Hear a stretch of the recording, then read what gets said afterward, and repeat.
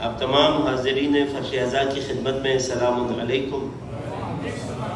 پروردگار خالق کائنات کا شکر ادا کرتے ہیں اس نعمت پر کہ اس نے ہمیں عزائے امام حسین کا فرش نصیب کیا۔ عزیزان گرامی، سلسلہ گفتگو ہمارا موضوع مولائے کائنات کی قرآن سے سب سے بڑی فضیلت خود مولا کی اپنی زبانی۔ اس حوالے سے میں نے آپ کی خدمت میں بہت سے مراحل کی تفصیل پیش کر دی، انشاءاللہ کہ بات ذہنوں میں محفوظ ہے۔ جب مولا سے کسی نے پوچھا مولا خود آپ کی نگاہ میں آپ کی شان میں قرآن میں سب سے بڑی آیت کون سی ہے، تو مولا نے دو آیتوں کی تلاوت کی، سورہ ہود کی آیت 17 اور سورہ رعد کی آخری آیت۔ پہلی آیت پر ہی ابھی ہماری گفتگو جاری ہے۔ ارشاد ہوا افمن کان علی بینۃ من ربہ، وہ کہ جو اپنے پروردگار کی جانب سے واضح اور روشن دلیل پر تھے، یعنی ہمارے رسول، وَيَتْلُوهُ، اور ان کے فوراً بعد چلے آ رہے ہیں، کون؟ شاہدن، وہ کہ جو رسول کی رسالت کے گواہ ہیں۔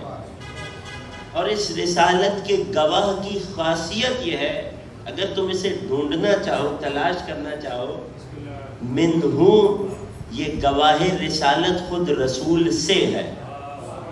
لہذا میں بار بار اس جملے کی تکرار کر رہا ہوں تاکہ بات محفوظ ہو جائے، دلوں میں اتر جائے، سرائیت کر جائے کہ لہذا خبردار، اب رسول کے گواہ کو، رسول کے جانشین کو گھر سے باہر والوں میں نہ ڈھونڈنا۔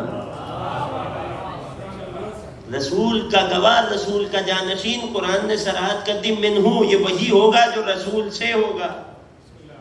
اس مقام منیت پر ہماری گفتگو جائے گی۔ یہ خود مولا علی کے فضائل و مقامات میں سے، مناقب میں سے، فضیلتوں میں سے ایک بہت بڑی فضیلت کہ کائنات کی افضل ترین خلقت بارہا علی کے لیے یہ کہتی نظر آئی، علی منی وانا منہ، علی مجھ سے ہیں اور میں علی سے ہوں۔ خوب غور کیجیے گا، اس ایک جملے میں بہت کچھ چھپا ہوا ہے۔ اور یہ ایک جملہ ایسا نہیں کہ نبی نے کسی ایک وقت پر، کسی ایک مرحلے پر فرما دیا ہو، نہیں، بار بار رسول نے مختلف مواقع پر اپنی حیات میں اس جملے کی تکرار کی۔ چند موقع آپ کی خدمت میں پیش کروں، اور یہ جتنے مواقع میں پڑھ رہا ہوں یہ برادران کی کتب میں موجود ہے، میرے پاس حوالے موجود ہیں۔ مسند احمد ابن حنبل، وہ ایک حوالہ جو میں عرض کر رہا ہوں جس تک میں اس حدیث کو نقل کیا گیا، وہ کیا ماجرا ہے کہ رسول نے یمن پر لشکر بھیجا اسلام کی دعوت دینا، جس میں مولا علی کو مخاطب کر کے فرمایا تھا، اور مولا سے یہ فرمان ہم تک پہنچا، اے علی، اگر آپ کے ہاتھوں ایک انسان بھی ہدایت پا جائے تو ہر وہ دنیا کا خزانہ جس پر سورج طلوع ہوتا ہے، یعنی دنیا کی تمام دولت، اس سے بہتر آپ کے لیے ہوگا اگر ایک انسان کو آپ ہدایت کے راستے پر لے آئیں۔ مولا علی لشکر کی سپہ سالاری میں گئے، جنگ ہوئی۔ جب جنگ ہوئی تو جنگ کے بعد مال غنیمت ہاتھ آیا، مولا علی نے اسے اپنے علم کے اعتبار سے تقسیم کیا، یا یوں کہوں کہ مولا علی نے اسے اپنے ید اللہی ہاتھ سے تقسیم کیا۔ 4 لوگوں نے مل کر یہ طے کیا کہ ہم اس تقسیم پر راضی نہیں ہیں، لہٰذا کیا کریں، رسول کی بارگاہ میں جا کر علی کی چغلی کریں گے۔ مولا علی فرماتے ہیں، اور یہ ہمارے سیکھنے کے لیے بھی ہے، چغلی، چغل خوری، شکایت لگانا یہ کمزور کا ہتھیار ہوتا ہے۔ لہذا علی کے مقابلے میں بھی لوگوں نے یہ ہتھیار اٹھایا۔ 4 لوگ ایک جتھا بنا کر رسول کی بارگاہ میں مسجد نبوی میں حاضر ہوئے۔ کون رسول؟ جس کے بارے میں قرآن کی آیت ہے اِنَّكَ لَعَلَىٰ خُلُقٍ عَظِيمٍ، اے حبیب آپ اعلیٰ ترین اخلاق کے مراتب پر فائز ہیں۔ وہ رسول جو خود اپنے بارے میں کہتے ہیں انما بعثت لأتمم مکارم الاخلاق، میں تو اعلیٰ ترین اخلاق کو ان کی بلندی تک پہنچانے آیا ہوں۔ تو رسول کا اخلاق تو ذہن میں ہے نا، اس رسول کے پاس 4 لوگوں کا گروہ آیا، کس نیت سے؟ کہ علی کی شکایت کریں، چغلی کریں۔ پہلا شخص رسول کے سامنے، یا رسول اللہ علی نے ایسا ایسا کیا، رسول نے رخ موڑ لیا۔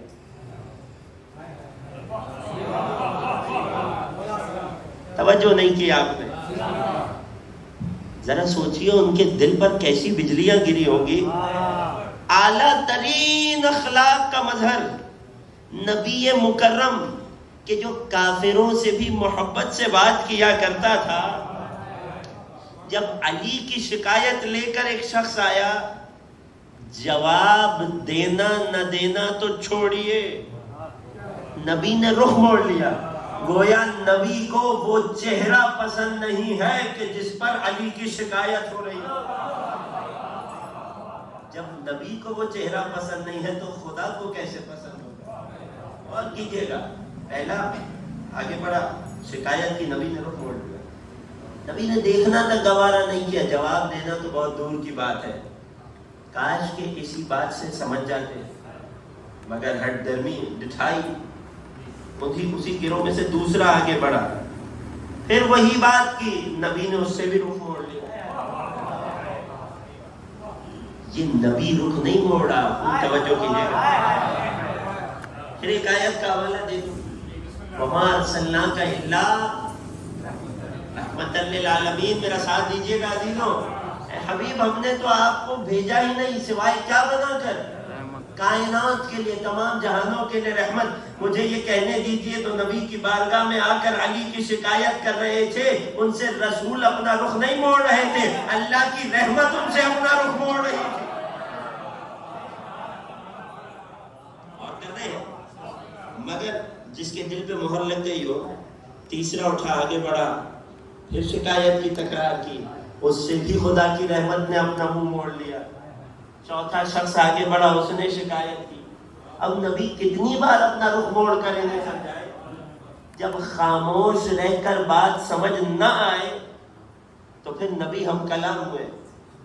ہم کلام ہوئے تو بات کرنے کے 2 طریقے ہوتے ہیں نا۔ اگر میں آپ میں سے کسی سے بات کروں تو میں کہوں گا آپ، جناب میں آپ سے بات کر رہا ہوں، آپ میرے مخاطب ہیں، آپ یہ کیجئے، آپ یہ نہ کیجئے۔ جیسے میں آپ سے بار بار کہتا رہتا ہوں، آپ توجہ کیجئے، آپ توجہ کیجئے۔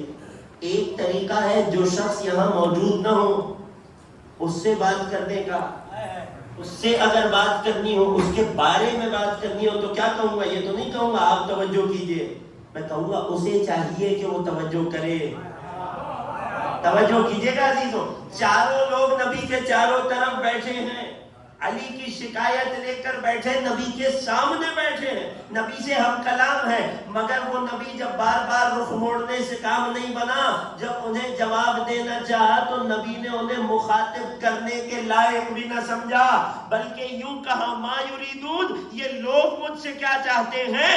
علی کی شکایت میرے پاس لائے ہیں، علی منی وانا منہ، انہیں کہہ دیا جائے علی مجھ سے ہے، میں علی سے ہوں۔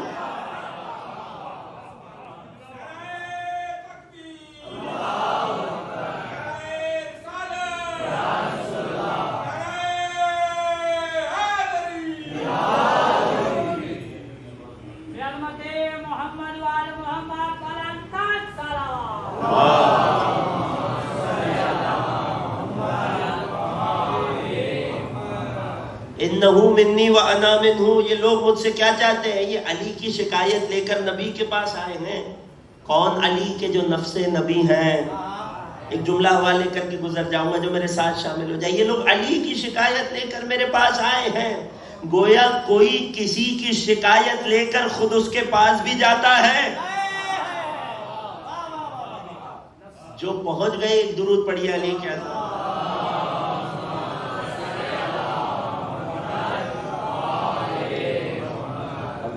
یہ لوگ مجھ سے کیا چاہتے ہیں؟ نبی نے انہیں مخاطب کرنے کے لائق نہیں سمجھا۔ گویا کہ جو دل میں علی سے کجی رکھ کے آئے، جو دل میں علی کی شکایت لے کر آئے، مسجد نبوی میں بیٹھا ہو تب بھی ایسا ہے کہ نہیں بیٹھا، نبی کی بارگاہ میں ہوتے ہوئے بھی ایسا ہے کہ نہیں ہوا۔ اب ہم سے کوئی نہ پوچھے کون کہاں کیوں کر ٹھہرا ہوا ہے، اس تک پہنچ گیا. ایک درود پڑھیے محمد والے محمد.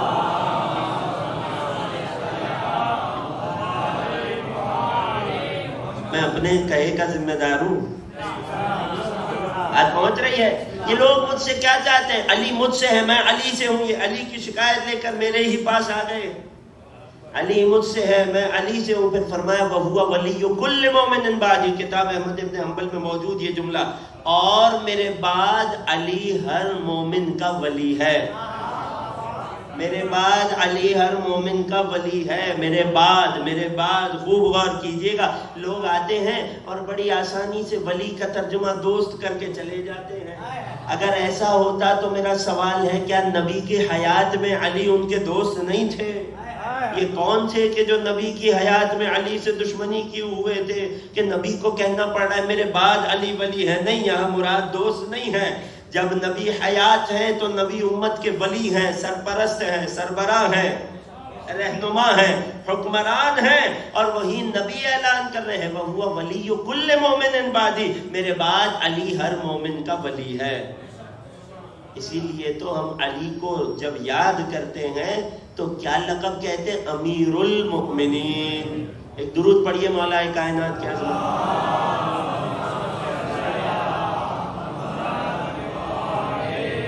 غور کیا آپ نے؟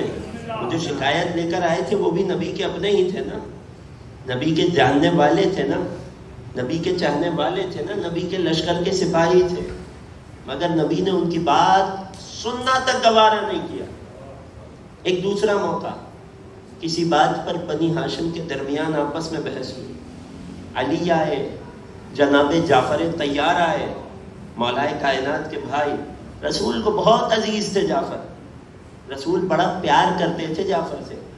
وہ جعفر کے جنہیں رسول نے حبشہ میں اپنا نمائندہ بنا کے بھیجا تھا، اور حبشہ میں جو آج افریقی علاقے ہیں ان میں اسلام کی بنیاد رکھنے والے جعفر، وہ جعفر کہ جو اس روز حبشہ میں اسلام پھیلا کر لوٹ کر نبی کے پاس پہنچے کہ جس روز علی نے خیبر کو فتح کیا تھا.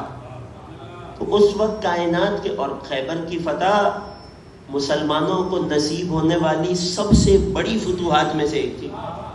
اس موقع پر نبی نے یہ فرمایا تھا مجھے نہیں پتا کہ کس بات پر زیادہ خوش ہوں، آیا خیبر فتح ہو جانے سے یا جعفر کے واپس لوٹ آنے سے. اتنے پیارے ہیں نبی کو جعفر. ایک بار کسی بات پر بحث ہوئی، تکرار ہوئی. ایک طرف علی ہے، ایک طرف جعفر ہے. گھر والوں میں تو بات چیت ہو جاتی ہے. ایک طرف جناب زید ہیں، نبی کے غلام، جنہیں نبی نے اپنا بیٹا بھی کہا. یہ تین افراد میں بحث ہو رہی ہے. تینوں اپنا قضیہ لے کر رسول کے پاس پہنچے. اے جعفر، تمہارا کردار اور اخلاق مجھ سے بہت ملتا جلتا ہے. اے زید، انت اخونا و مولانا، تم ہمارے بھائی ہو، ہمارے بڑے عزیز ہو، ہمیں تم سے بڑی محبت ہے.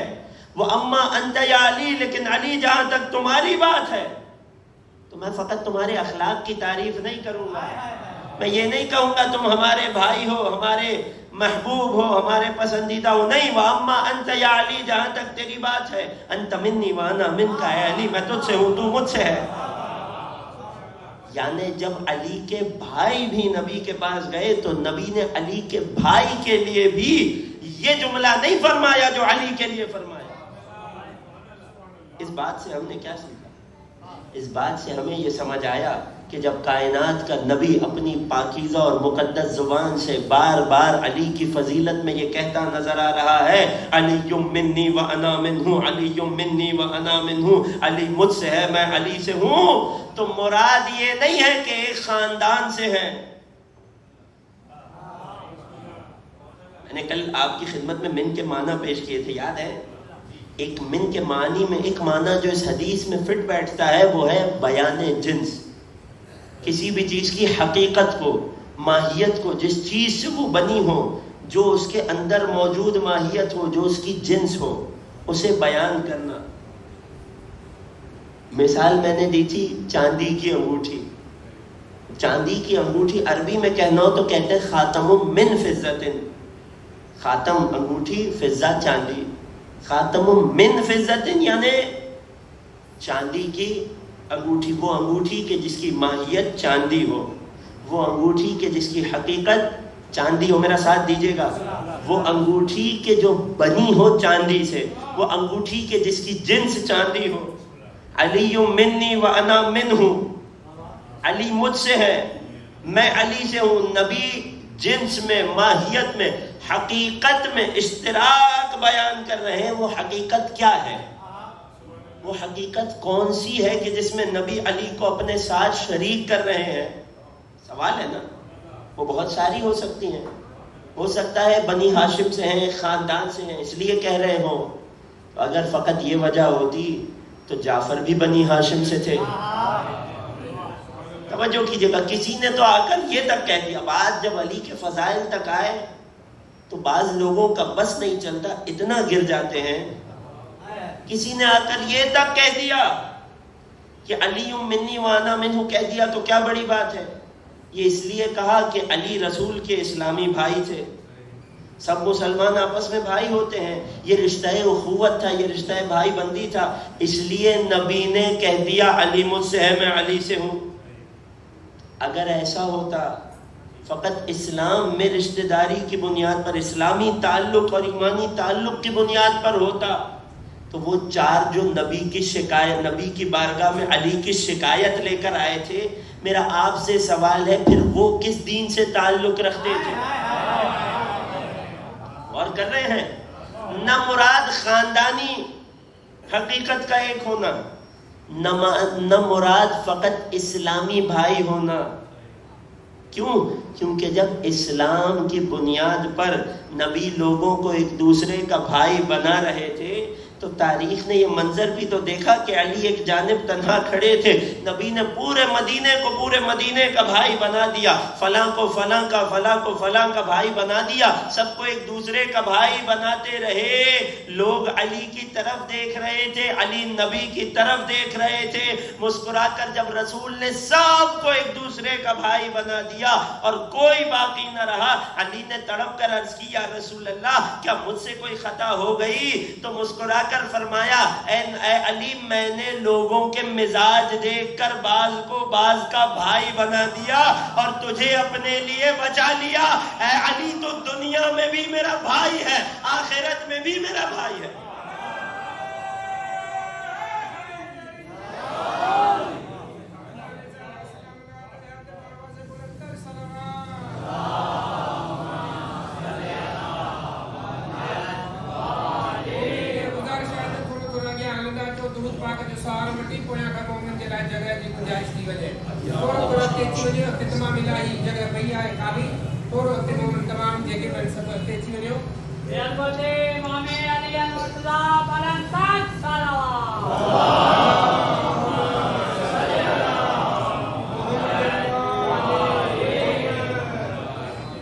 تو یہ طے ہو گیا کہ سب مسلمان آپس میں بھائی بھائی ہیں، مگر ان میں سے کوئی بھی نبی کا بھائی نہیں ہے.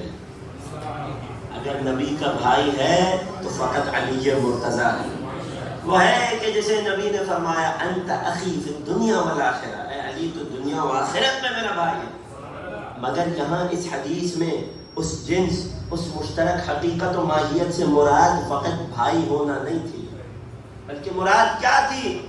علی منی وانا منہ، علی مجھ سے ہے، میں علی سے ہوں. یہ کون سی مشترک جنس ہے؟ یہ کون سی مشترک حقیقت ہے کہ جس کی طرف نبی اشارہ فرما رہے ہیں؟ اگر اس حقیقت کی تلاش میں لگنا ہو تو آنا سورہ بقرہ کی آیت 124 کو دیکھنا کہ جب اللہ ارشاد فرماتا ہے وَإِذِ ابْتَلَىٰ إِبْرَاهِيمَ رَبُّهُ بِكَلِمَاتٍ، جب ابراہیم کا امتحان اللہ نے کچھ کلمات کے ذریعے لے لیا، فَأَتَمَّهُنَّ، ابراہیم نے انہیں پورا کر دیا. آواز قدرت آئی انی جاعلک للناس اماما، اے ابراہیم تم اپنے امتحانات میں کامیاب ہوئے، ہم تمہیں تحفہ یہ دے رہے ہیں کہ ہم تمہیں لوگوں کے لیے امام بنا رہے ہیں، ہم تمہیں منصب امامت پر فائز کر رہے ہیں. جانتے ہیں یہ کس زمانے کے ابراہیم کی بات ہے کہ جس کے بارے میں میرے اور آپ کے مولا و آقا علی ابن موسیٰ رضا علیہ السلام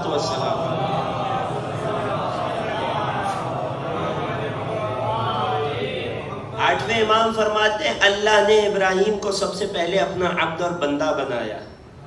جب عبد اور بندہ بنا لیا ابراہیم منزلوں کو طے کرتے گئے. اتخذہ نبیا، پھر اللہ نے ابراہیم کو اپنا نبی بنایا. میرا ساتھ دیجیے گا عزیزوں. جب اللہ نے ابراہیم کو نبی بنایا، نبوت کے مراحل کو، فضیلتوں کی سیڑھیوں کو طے کرتے چلے گئے، پھر اللہ نے ابراہیم کو اپنا خلیل بنایا.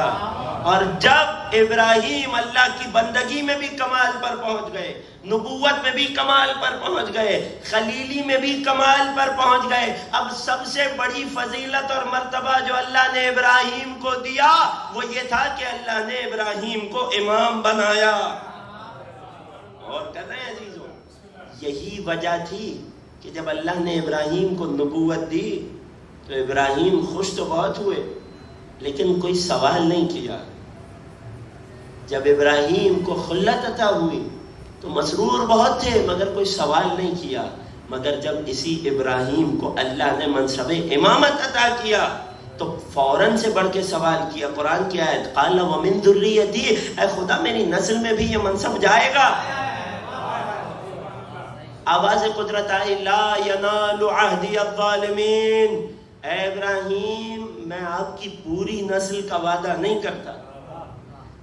یہ میرا منصب امامت وہ ہے جو ظلم کرنے والوں تک نہیں جائے گا، جو ظالموں تک نہیں جائے گا. یعنی آپ کی نسل میں جو ظالم نہیں ہوں گے فقط انہیں یہ منصب امامت ملے گا. اب اگر اس ظلم کو سمجھنا ہو تو قرآن کی ایک آیت ہی کافی ہے. ہر طرح کا ظلم چھوڑ دیجئے. سب سے بنیادی ظلم یہ ہے کہ جس کے بارے میں خدا فرماتا ہے ان الشرک لظلم عظیم، شرک اور بت پرستی بہت بڑا ظلم ہے. یہی وجہ ہے، یہ کائنات کے نبی نے بتایا، یہی وجہ ہے کہ جب اللہ نے ابراہیم کو یہ جواب دیا ابراہیم امامت آپ کی نسل میں ہر کسی کو نہیں ملے گی. کیوں؟ کیونکہ یہ منصب امامت ظالموں کے ہاتھ میں نہیں جاتا، اور چونکہ شرک اور بت پرستی سب سے بڑا ظلم ہے لہٰذا ابراہیم نے اللہ سے دعا کی وجنبنی وبنی ان نعبد الاصنام. پھر سورہ بقرہ کی آیت اے اللہ مجھے اور میری نسل میں آنے والوں کو بتوں کے سامنے جھکنے سے بچا لینا. یہی وجہ ہے کہ میرے نبی لوگوں کے سامنے فرماتے نظر آئے انا دعوت ابراہیم، میں اپنے جد ابراہیم کی دعا ہوں. یا رسول اللہ کیسے اب اپنے جد ابراہیم کی دعا ہے؟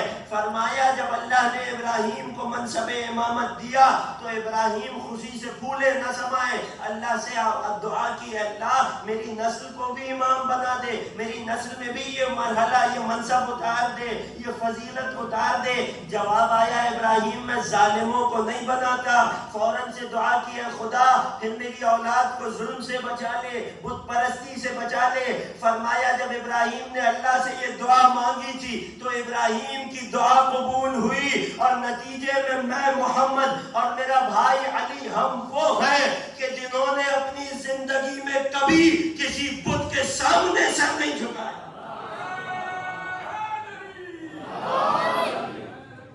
لہذا رسول فرما رہے ہیں میں اور میرا بھائی علی وہ ہیں کہ جن کے لیے اللہ نے ابراہیم کی دعا کو قبول کیا اور ہمیں منصب امامت پر فائز کیا.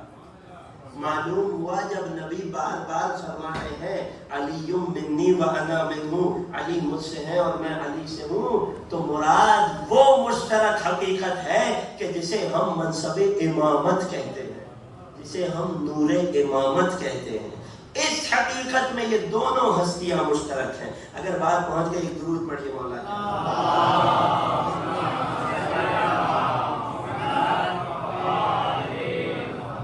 ایک اور درود پڑھیے مولا کائنات کیا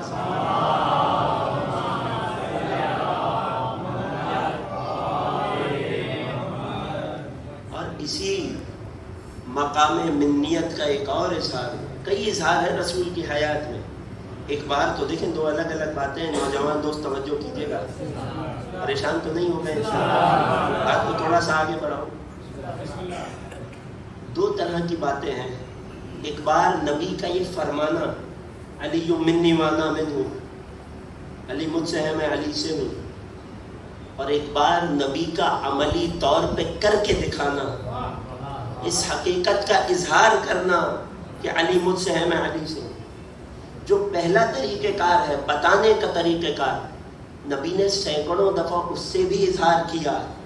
جو دوسرا طریقہ کار ہے کہ اس فضیلت کو انجام دے کر دکھایا، یہ بھی تاریخ میں سینکڑوں بار ہے۔ ایک ایسا مرحلہ آپ کی خدمت میں کل پیش کیا تھا کہ جب ذہنوں میں ہے نا سورہ توبہ مشرکوں تک پہنچانی تھی تو کوئی ایسا چاہیے تھا جس نے کبھی شرک نہ کیا ہو، لہذا رسول نے پرانے مشرکوں کو واپس بلایا۔ کیوں؟ کیونکہ جبرائیل نے آ کر آواز دی تھی یا رسول اللہ، یا آپ پہنچائیے یا وہ پہنچائے جو آپ سے ہو، او من کا۔ نبی نے عملی طور پر اس فضیلت کا اظہار کیا۔ کیسے؟ کہ علی کو بھیجا اور کہا اسے واپس بھیج دو، اسے نامراد کر دو اور تم بامراد ہو جاؤ، اسے واپس بھیج دو اور تم مشرکوں میں جا کے سورہ توبہ سناؤ۔ یہ ایک مرحلہ تھا، ایک موقع تھا کہ جب نبی نے اس فضیلت کا عملی اظہار کیا۔ ایک دوسرا موقع، بہت بڑا اور عظیم موقع، نہ جانے اس پر کتنی تفصیل سے بات آج ہو پائے گی، اگر رہ گئی تو کل یہیں سے جڑ جاؤں گا۔ وہ دوسرا موقع کہ جب نجران کے عیسائی نبی کے پاس آئے اور حضرت عیسیٰ کے خدا ہونے یا نہ ہونے پر بحث کرنے لگے، نبی نے انہیں تمام قائل کرنے والی عقلی دلیلیں دے دی۔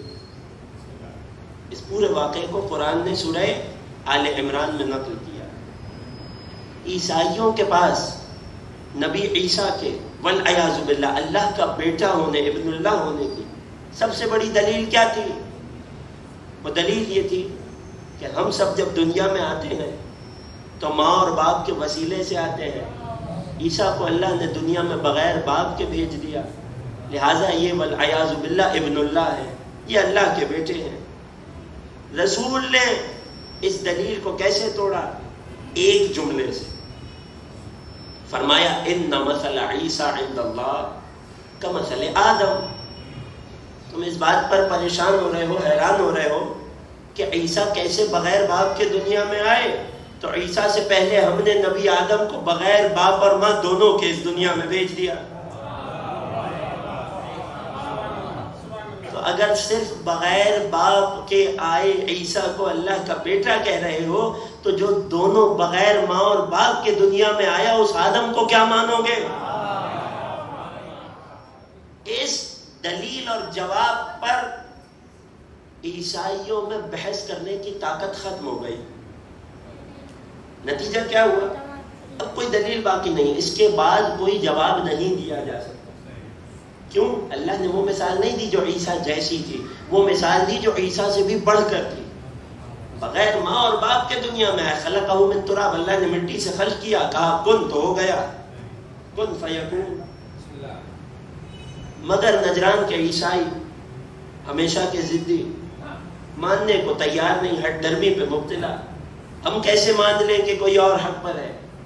اب اگلی آیت آئی، جب یہ لوگ دلیل سے نہ مانے، فمن حاجک فیہ من بعد ما جاءک من العلم، اے حبیب جب علم آ گیا، اب اس کے بعد بھی جو آپ سے بحث کرے، دلیل ختم ہو گئی، اب اس کے بعد بھی جو فقط بحث برائے بحث کر رہا ہو تو اس سے کہیے اب بحث کا وقت ختم ہو گیا، تعالو میدان میں آ جاؤ، ندعو ابنانا و ابناکم،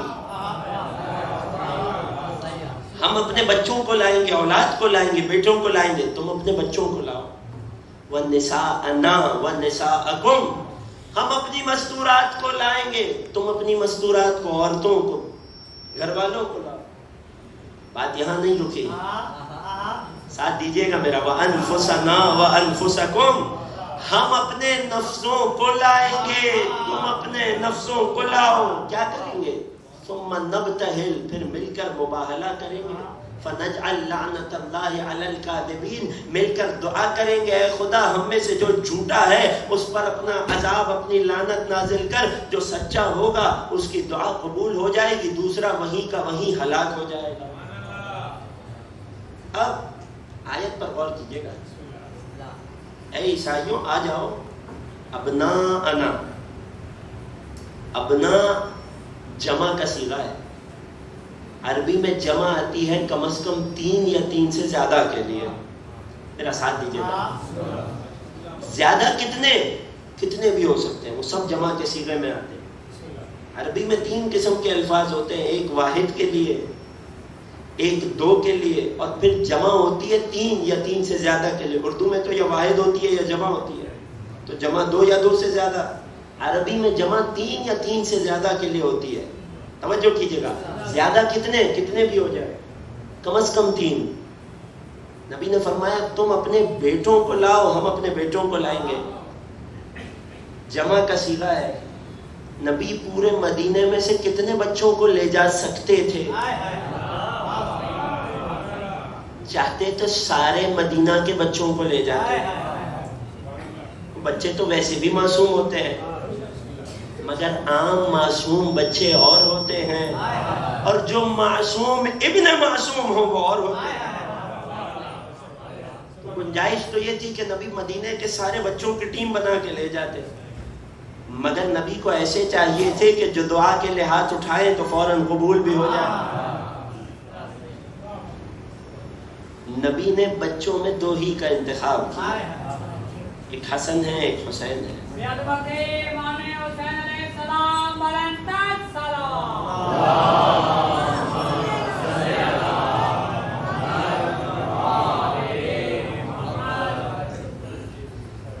نبی نے بچوں کے لیے 2 کا انتخاب کیا.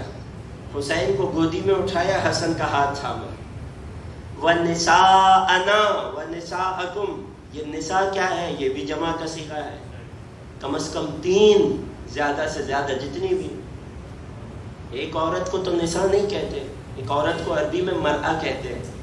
نساء 3 یا 3 سے زیادہ گنجائش تھی. نبی جسے چاہتے ساتھ لے جاتے، اپنی عورتوں کے طور پر اپنے نمائندگی کرنے کے لیے جتنی عورتوں کو چاہتے لے جاتے. سارے مدینے کی عورتوں کو لے جاتے.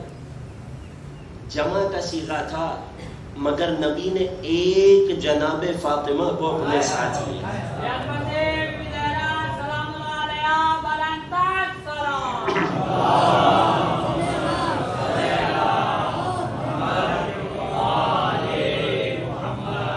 ایک اور درود پڑھیے شہزادی کی عظمت.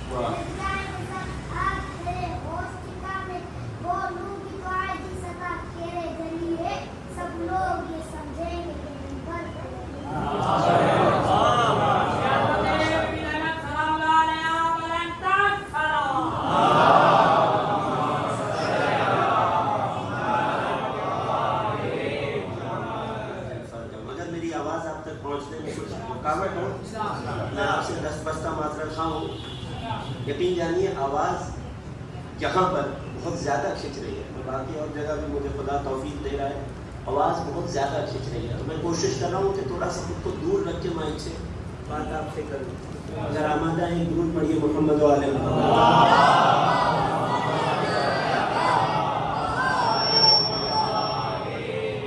اور درود پڑھیے محمد و آل محمد.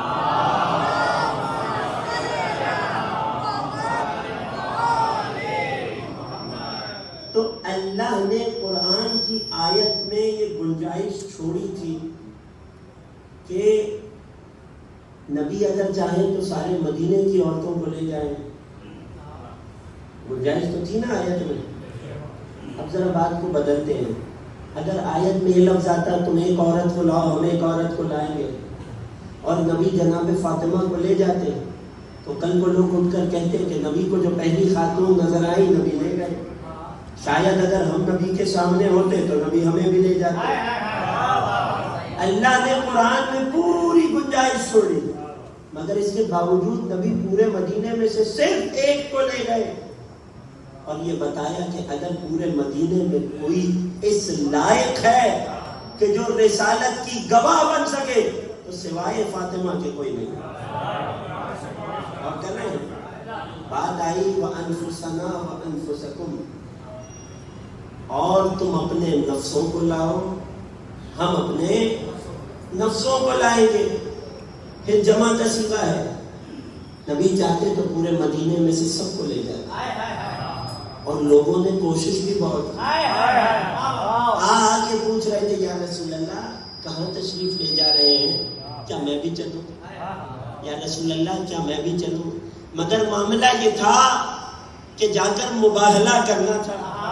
مباہلے کا مطلب یہ ہوتا ہے کہ یہ دعا کی جائے جو جھوٹا ہو اس پر خدا کی لعنت ہو.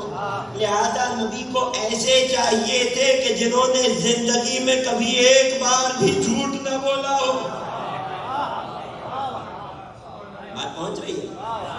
اس موقع پر نبی نے اپنے نفس کے طور پر علی کو اپنے ساتھ لے کر عملی دلیل دی، علی منی وانا منہ. یقین جانیے مباہلے پر اور بہت بات ہو سکتی ہے، انشاءاللہ کل یہیں سے اس بات کو آگے بڑھاؤں. آج 5ویں محرم، آج سے بنی ہاشم کا تذکرہ ہوتا ہے. آج میرا دل ہے آپ کی خدمت میں جن سے بات کا آغاز کروں. کربلا کی قربانیوں میں بہت عظیم قربانی، دختر علی مرتضیٰ کی قربانی، جناب زینب علیہ کی قربانی، حسین کی بہن کی قربانی، اپنے بھائی کی.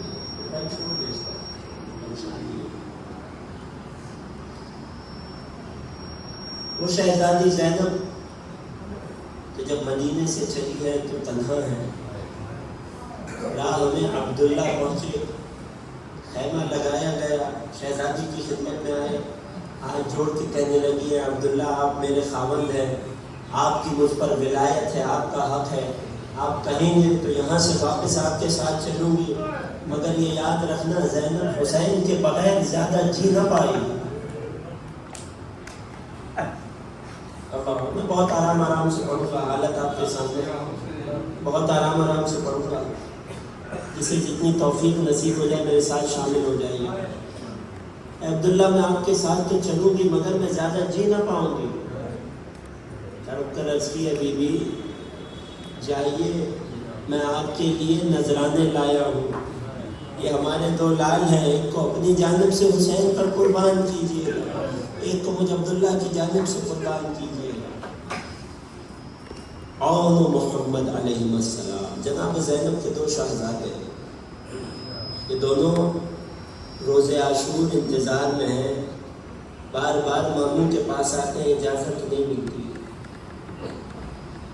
ایک بار تڑپ کے اپنی ماں کے پاس آئے، ماں آپ کہتی ہیں ماموں پہ قربان ہو جاؤ، خبردار ماموں کے بچوں پر کوئی یہاں جائے اس سے پہلے تم اپنی قربانی پیش کرو.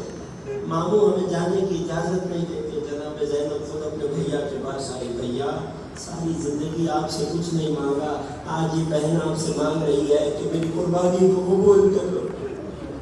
اور محمد میدان جنگ میں گئے، حیدر کرار کے نواسے ہیں، جعفر طیار کے پوتے ہیں. اس پیاس کے عالم میں بھی ایسی جنگ کی کہ دشمن کی فوجوں کو دھکیل کر فرات کے کنارے سے لگا دیا. ایک بھائی نے میمنے پر حملہ کیا، ایک بھائی نے میسرے پر حملہ کیا. جو بھائی فرات کے قریب پہنچا تھا دوسرے بھائی نے اسے آواز دی، بھیا خبردار پانی نہ پینا، مامو حسین کے بچے پیاسے. خوب جنگ کی. دونوں شہزادوں نے جب جنگ کر کے تھک گئے، زخموں کی تاب نہ لا سکے، زمین کربلا پر آئے، آواز دی ماموں مدد کو آئیے. ادھر سے حسین بڑھے، ادھر سے عباس چلے. جب دونوں شہزادوں کے قریب پہنچے، ابھی ایک میں نمک باقی تھی، کہنے لگے اے ماموں ماں سے کہیے گا ہم نے حق ادا کر دیا.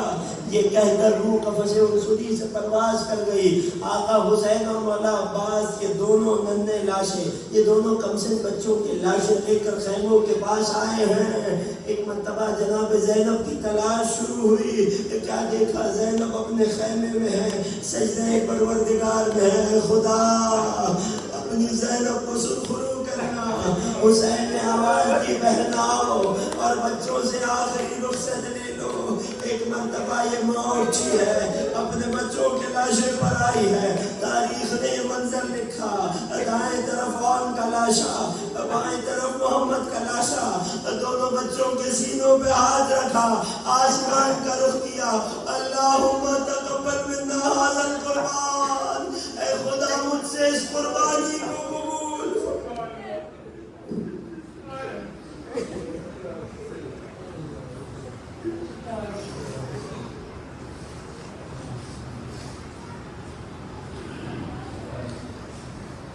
الا ولعنۃ اللہ علی القوم الظالمین. وسيعلم الذين ظلموا على محمد أي منقلب ينقلبون. بارے کے واسطہ غربت عالیہ تھا, ہماری اس عبادت کو اپنے بارگاہ میں قبول فرما. مومنین صف اعضاء پہ بیٹھے ہیں, دلوں میں جو حاجتیں لیے بیٹھے, ہماری تمام دل حاجات کو کر فرما. جو پریشان آئے ان کی پریشانیوں کو دور فرما, جو بیمار ہیں انہیں شفا کامل و عاجل عطا فرما. ہمارے مرحومین کی مغفرت. سب سے بڑی دعا, سب سے بڑی آرزو مجھے بشر متقل کربلا فرزند زہرا قائم عالم محمد کے ظہور میں تعجیل ہمیں مولا کے اعمال اور انسان میں شمار. ربنا تقبل منا انك انت السميع العليم وتب علينا انك انت التواب الرحيم بجاه محمد وآله الطيبين الطاهرين.